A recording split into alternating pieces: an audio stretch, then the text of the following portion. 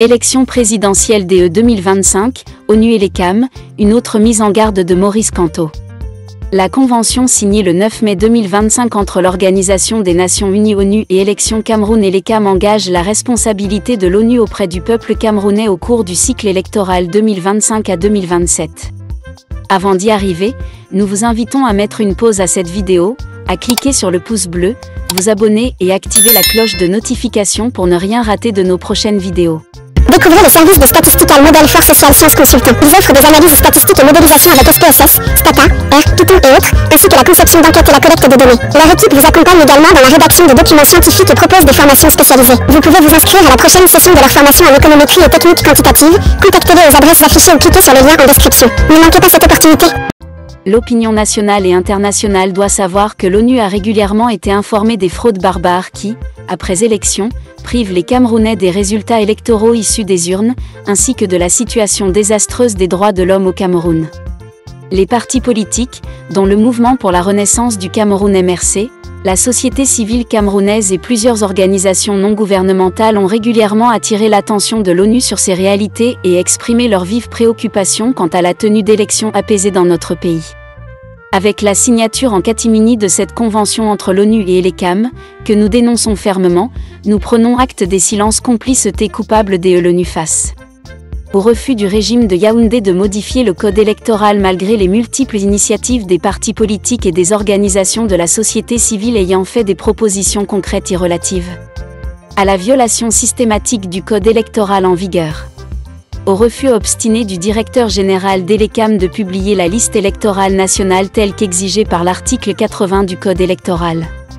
Au déni de justice de toutes les juridictions nationales saisies pour faire respecter la Code électoral, y compris le Conseil constitutionnel.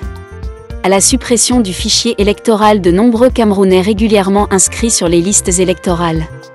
Au non-respect du calendrier électoral à travers le report des élections législatives et municipales de février 2025 à mars 2026, sur la base de raisons fallacieuses et en violation flagrante de l'article 15 alinéa 4 de la Constitution, pour empêcher au MRC d'avoir directement des élus, dans le vain espoir qu'il ne pourrait pas présenter son candidat à l'élection présidentielle.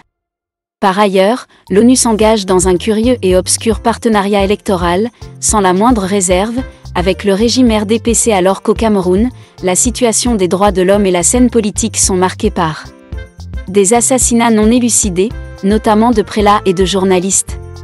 La répression administrative et la vengeance judiciaire aveugle contre des responsables et militants des partis politiques de l'opposition par le régime.